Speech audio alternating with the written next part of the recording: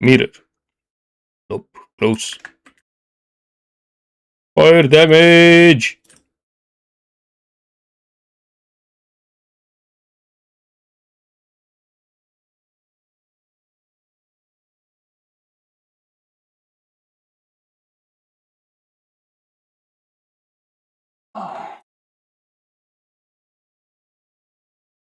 What's blocking me?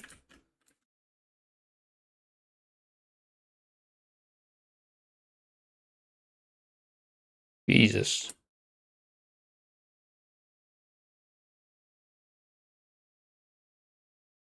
I want to go back and kill that mob. The one that was laughing at me for being blocked on the other side. Hello, boy? Who's laughing now, motherfucker? Who's laughing now? Where is the boss? I would like to know. If the boss isn't here, I give up. I really don't know where else to go. Another dead end? Are you kidding me? I'm not giving up. It's here. It's here. I'm telling you. This is the place. This looks like a dead end, but it is actually a dead end. Oh, whoa, whoa, whoa, whoa, whoa, whoa. See, guys? I was right. Finally. Check this out. Big damage incoming.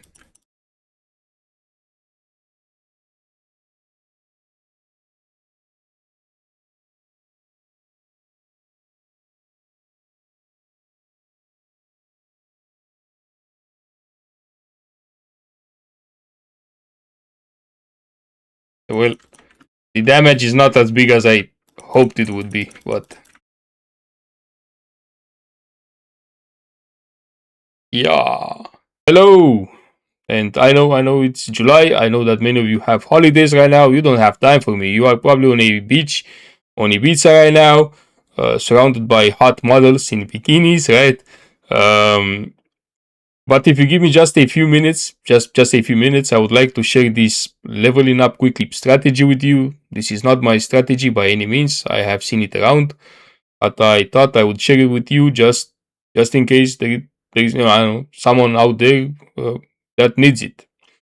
I have 3 characters. I have made 3 characters this league, and I have leveled up 2 of them with this strategy right here, and it worked really well for me. I usually finish campaign in around 7 hours, and keep in mind that I have never been a campaign person. I don't really like the campaign. Uh, there are of course things to like about it, but in general I believe it's a bit too long. So I know nothing about speedrunning and all that, but yeah. Without further ado, let me show you the gear. So for the gear, this is the gear that I've been using for the entire campaign. Yep, you heard me right, the entire campaign. And that's probably the thing that I like the most about this strategy, is that once you have all the pieces, you are done. You don't need to, keep upgrading your gear. I don't know, maybe something like crossbows do more damage than this. Maybe lightning arrows is better for campaign, right? But the thing is, for those strategies to work at their best, you kind of need to upgrade your gear once every 5 or 10 levels. And meanwhile, for this strategy, you don't. You can just be lazy. And that's amazing, right? So at level 1, you start out like this. You have a grip of Kulmak, a Chabula Rasa, a Everlasting Gaze, the Luminous Pace, and the Facebreaker. The Facebreaker being, and yeah, probably the Chabula Rasa as well, being the 2 core pieces to this strategy. This gear is very cheap. A grip of Kulmak, I don't know, let's say evasion with, no, actually evasion, no, we don't have evasion. Let's say armor with more armor, with mana and life. That's 0. That's still 0, Jesus Christ. That's 0 again. Come on, guys. I'm filming a video here. 10 divines. Okay. Oh, because I have the corruption. Why don't you guys say anything? So let's see, mana with life, that's 100 exalts, right? So you can buy two of those grips of Cool Max, and you can corrupt them twice if you want. You don't need to, but if you want, right? You don't need the Calandra starch either. This is like 14 divines. Yeah. This Everlasting Gaze is probably like 1 exalt. This belt is probably like 1 exalt as well. 3 exalts, okay. And the face breakers are probably like, oh, cheaper than I thought. That's 4 exalts as well. And the luminous pace 19 exalts, right? So the entire setup is extremely cheap, right? Which is great. So at level 11, you can equip the Wanderlust and you will keep them until the end of the campaign. At level 12, 10, and 8, you can equip those charms. At level 10, you can equip the Gold Dream.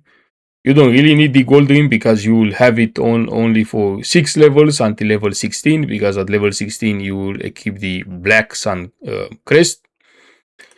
So if you want to skip buying a Gold Dream, it's your choice. You can do that.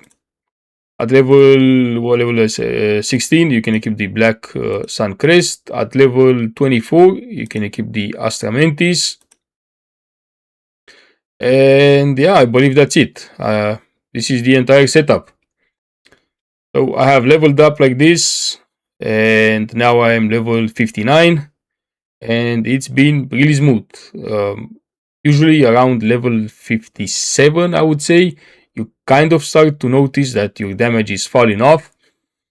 So if you want to upgrade your gear, you can do that, but I wouldn't recommend so, just because at level, I know when you finish the campaign at level 60 something, 65, 67, I don't know. And at level 65, you can actually keep many of the powerful uniques, like, what is it, other builds, like you can keep the Palm of the Dreamer at level 65, you can keep the Runeseeker Skull at level 65, you can keep the Atsiri Splendor at 65, the Lorweave at 55, Maligarus at 45, Decree of Light at 65, Mage Blood at 55, right? So if you have any of those powerful uniques from your other characters, you can just keep them, and that's your upgrade, right? But like I said, you can just go like this until level 60 something. What else? As for the jewels, nothing special. Every single one of them cost me between 80 and 100 exalts, something like that. So every single one of it was cheaper than one divine. And now to quickly show you the skills and the skill tree as well. I have used only one skill the entire campaign, and that's Earthquake. And I don't really know much about, pardon me, I don't really know much about melees in general. I always played rangers and mages in PoE 2. So I took every single support that said more. Because as you know, in Path of Exile 2, more is better than increased, right? So I took Heft, I took Heavy Swing because it has more as well. I took Brutality because it has more as well. And I took Reforged, right? Because we have Rage. And Rapid Attacks for more, for increased attack speed. Now for the skills tree, and again, nothing special. We just taking a lot of strength because we need it for our Facebreaker. And then we are taking a few nodes here and there that are very synergistic with attributes in general, like for example brute strength, like that reduces my maximum mana but gives me 1 increased damage per 15 strength, and I have almost 550 strength, so you know that's quite a lot of increased damage. I took Adrenaline Rush for movement speed. I took this cluster right here for attributes and increased damage. I took Falcon Dive for more attack speed. I took Acceleration for even more movement speed. I took Maiming Strike for actually I took it mostly because of the movement speed here, and then I was 1 point away from Maiming Strike, and I was like, sure, I'll take that as well. And Winter Owl for increased evasion and accuracy per intelligence. Usually I wouldn't take this, but it's kind of synergistic with Falcon Dive, right? Falcon Dive gives you attack speed per accuracy, and Winter Owl gives you that accuracy, right? And yes, that's about it. Now you can go back to your models and enjoy your holidays. Tell them Daddy said hi. They will know.